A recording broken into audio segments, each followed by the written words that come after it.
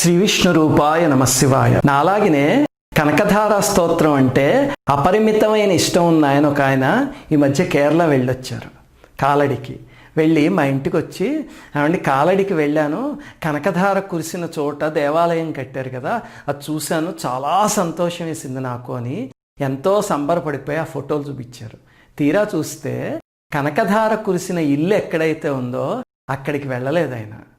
ఆ దగ్గరలో ఒక దేవాలయం కట్టారు 1 కిలోమీటర్ దూరంలో. అక్కడికి వెళ్ళి పాపం అక్కడ ఎవరో అదే కనకధార కురిసిన ప్రదేశము ఇప్పుడు లక్ష్మీదేవి ఆలయం కట్టారు అంటే అక్కడ నమస్కారం పెట్టుకుని వచ్చేసారు.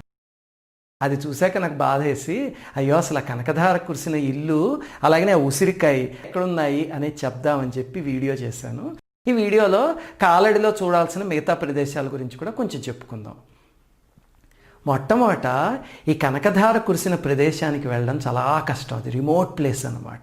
అది ఎక్కడుందంటే కేరళలో మనందరం మామూలుగా కాలడి వెళ్తే మన బస్సులు కానీ లేకపోతే మనం వెళ్ళిన ట్యాక్సీలు కానీ ఇవన్నీ మనల్ని దింపే ప్లేస్ని శ్రీ శంకరాచార్య జన్మభూమి క్షేత్రం అని పిలుస్తారు.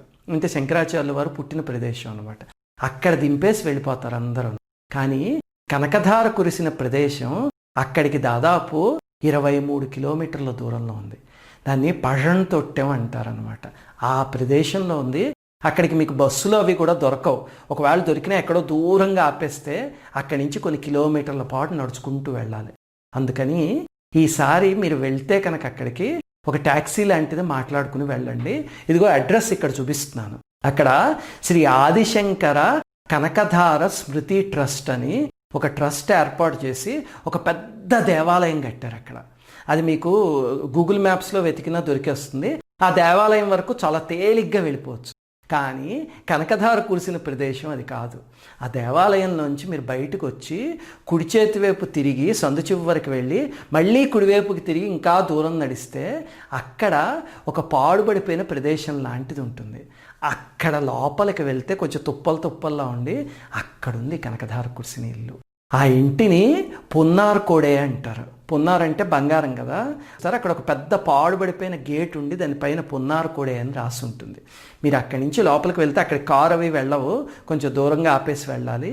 వెళ్తే అక్కడ ఈ ఇల్లు ఉంది. ఇది దాదాపు 250 సంవత్సరాల క్రితం ఇల్లు అన్నమాట. అంటే ఆ పాతకాలం నాటి ఇల్లు వెళ్ళిపోయి ఉంటుంది.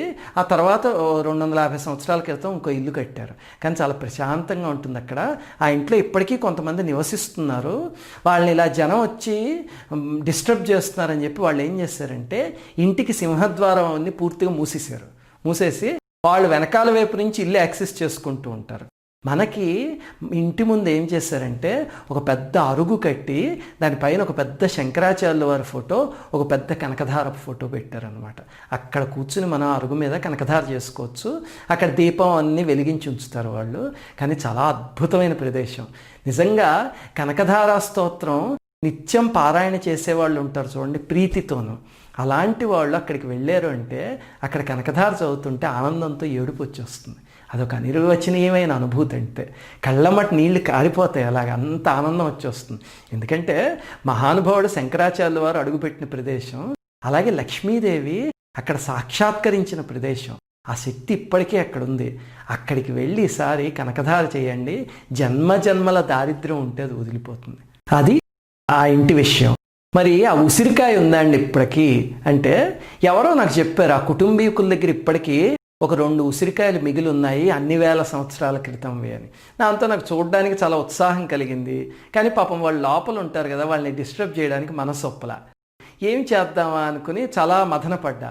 చివరికి ఏమైంది, శంకరాచార్యుల వారి జన్మభూమి ఉంది కదా, ఆ ప్రదేశానికి వచ్చి అక్కడ ఒక ముసలాయనతో మాట్లాడుతుంటే ఆయన ఏం చెప్పారంటే, అవునండి వాళ్ళ దగ్గర ఉంది, దానికి ఒక చిన్న గొళ్ళెం లాంటిది చేసి వాళ్ళు తాడు కట్టి పూజా మందిరంలో పెట్టుకున్నారు. అది ఇక్కడ కనకధార యాగం అని ఒకటి సంవత్సరానికి ఒకసారి జరుగుతూ ఉంటుంది.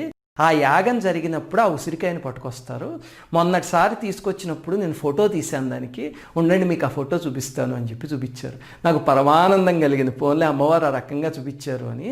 మరి అది ఎంతవరకు అథెంటిక్ అనేది నాకు తెలియదు, ఎందుకంటే నేను పరిశోధన చేయలేదు, నాకు వేరే ఆయన చూపించారు. కానీ ఆ ఫోటోకి నేను మళ్ళీ ఫోటో తీసుకున్నా. ఇదిగో ఆ ఫోటో ఇక్కడ చూపిస్తున్నాను. ఇదే ఆ ఉసిరికాయ అనమాట. సరే అండి, ఎలాగో ఇంతవరకు చెప్పుకున్నాం కదా. ఇప్పుడు కాలడిలో చూడాల్సిన మిగతా ప్రదేశాల గురించి కూడా చెప్పుకుందాం. ముఖ్యంగా కాలడిలో శంకరాచార్య జన్మభూమి స్థలం ఉంది చూడండి, ఆ చుట్టుపక్కలే ఉన్నాయి చూడాల్సినవన్నీ. అసలు ఈ జన్మభూమి స్థలం అనేదే అక్కడ ఒక దేవాలయం కట్టారు. ఆ దేవాలయంలో శంకరాచార్యుల వారి తల్లిగారు ఉన్నారు కదా, ఆర్యాంబ అని మహాతల్లి, అందుకే అంతటి కారణ జన్ములు జన్మించారు. ఆవిడ సమాధి అక్కడుంది. ఆ సమాధి ద్వారానే ఆ ప్రదేశం తెలిసిందనమాట. అసలు ఎలా తెలుస్తుందండి? ఎప్పుడో 1500, 2000 సంవత్సరాల క్రితం అయిన శంకరాచార్యుల వారు ఎలా తెలిసింది ఆయన అక్కడే పుట్టారు అంటే అది ఇంకొక మహానుభావుడి వల్ల తెలిసింది. ఆయనే సచ్చిదానంద శివాభినవ నృసింహ భారతీ స్వామి. ఆయన శృంగేరి పీఠాధిపతి కదా. ఆయన అక్కడికి వెళ్ళి తన యోగశక్తితో ఆ ప్రదేశాలన్నిటిని ఐడెంటిఫై చేశారు. ఆయనే కనకధార ప్రదేశాన్ని కూడా ఇక్కడ కురిసింది కనకధార అని చెప్పింది ఆయనే అనమాట. తర్వాత ఇన్వెస్టిగేట్ చేసి చూస్తే ఇదిగో ఈ కుటుంబం అవన్నీ బయటపడ్డాయి అక్కడ. ఆయన అక్కడ ధ్యాన సమాధిలో కూర్చుని శంకరాచార్యుల వారి తల్లి ఇక్కడ అంత్యక్రియలు జరిగే ఆవిడికి అని ఒక ప్రదేశం చూపించారు. విచిత్రంగా చూస్తే అక్కడ ఒక దీపస్తంభం ఒకటి దొరికింది. అది అంటే ఆవిడ అంత్యక్రియలు జరిగాక ఆవిడకి గుర్తుగా దీపం శంకరాచార్యుల వారు పెట్టుంటారు. ఆ స్తంభం నిజంగా ఆ కాలందే అని నిరూపితమైంది అనమాట. ఇదిగో ఈ ఫోటోలో చూపిస్తున్న దీపస్తంభమే. అందువల్ల ఆ ప్రదేశాన్ని ఐడెంటిఫై చేసి అక్కడ ఆర్యాంబ గారికి సమాధి కట్టారు. ఆ తర్వాత శంకరాచార్యుల వారు పుట్టిన ప్రదేశం ఏమిటో చూసి అక్కడ ఒక శివాలయం, అలాగనే పక్కనే శారదాదేవికి ఒక ఆలయం అవన్నీ నిర్మించారు. అక్కడికి వెళ్తే చూడొచ్చు. అలాగనే ఆ ఇంట్లోంచి మీరు కిందకి వస్తే కనుక, అంటే ఆ మందిరంలోంచి అక్కడ పక్కనే పూర్ణా నది ప్రవహిస్తూ ఉంటుంది. మనకి శంకరాచార్యుల వారి కథలో తెలుసు కదా, వాళ్ళ అమ్మగారు పాపం పూర్ణా నది వరకు వెళ్ళలేకపోతే అప్పుడు ఆయన పరమేశ్వరుణ్ణి ప్రార్థిస్తే ఎక్కడో దూరంగా వెళ్తున్న పూర్ణా నది ఒక మలుపు తీసుకుని వీళ్ళ ఇంటి ముందు నుంచి వచ్చి వెళ్ళేది అని శంకరాచార్యుల వారి చరిత్రలో ఉంది కదా. అలాగనే ఇప్పటికి కూడా జన్మస్థలం పక్క నుంచే పూర్ణా నది వెళ్తూ ఉంటుంది. ఇప్పుడు మీరు ఆ జన్మస్థలంలోంచి బయటకు వచ్చి ఆ సందు చివరికి వెళ్తే ఇదిగో ఈ బొమ్మలో చూపించినట్టు అక్కడ ఒక కృష్ణుడి ఆలయం కనిపిస్తుంది. అది కూడా చాలా అద్భుతమైన ఆలయం. అదేమిటంటే ఇంతకీను శంకరాచార్యుల వారు సన్యాస దీక్ష తీసుకుని వెళ్ళిపోతూ ఉంటారు కదా. వెళ్ళిపోతుంటే అప్పుడు ఆ ముందు రోజు రాత్రి కృష్ణ పరమాత్మ కల్లో కనిపిస్తారు.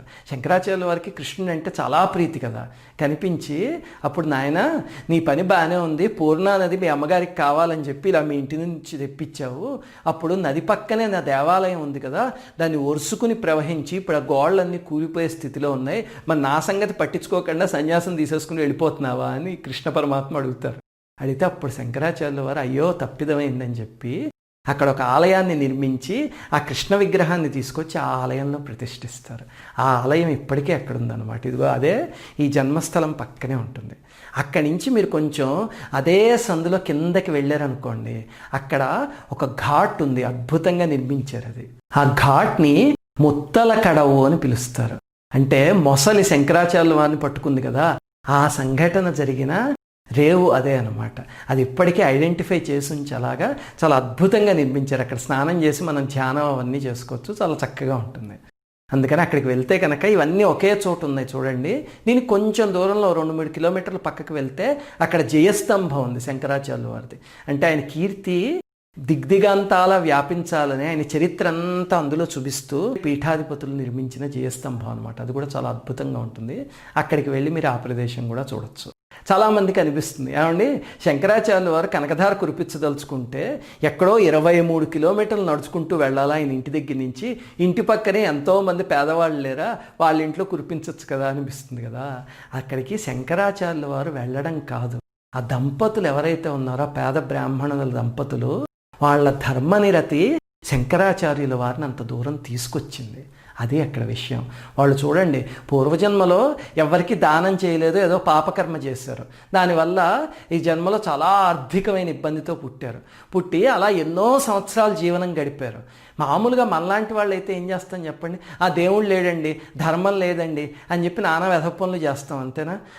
అలాంటిది వాళ్ళు అయ్యో మా పూర్వజన్మ కర్మ వల్ల ఇలా జరిగింది, ఈ జన్మలో అయినా ధర్మ మార్గంతో నడవాలి అని చెప్పి ఎప్పుడు ధర్మాన్ని ఇంత కూడా తప్పకుండా అదే మార్గంలో నడిచారు. వాళ్ళ చరిత్ర తీసి చూస్తే ఊంచ వృత్తి అని అంటే చెట్టు మీద నుంచి కాయలు కింద పడేదాకా చూసి పడినవి తినేవారు తప్ప చెట్టు నుంచి కోసి తీసుకునేవారు కాదు, చెట్టుకు ఎక్కడ గాయం అవుతుందో అని.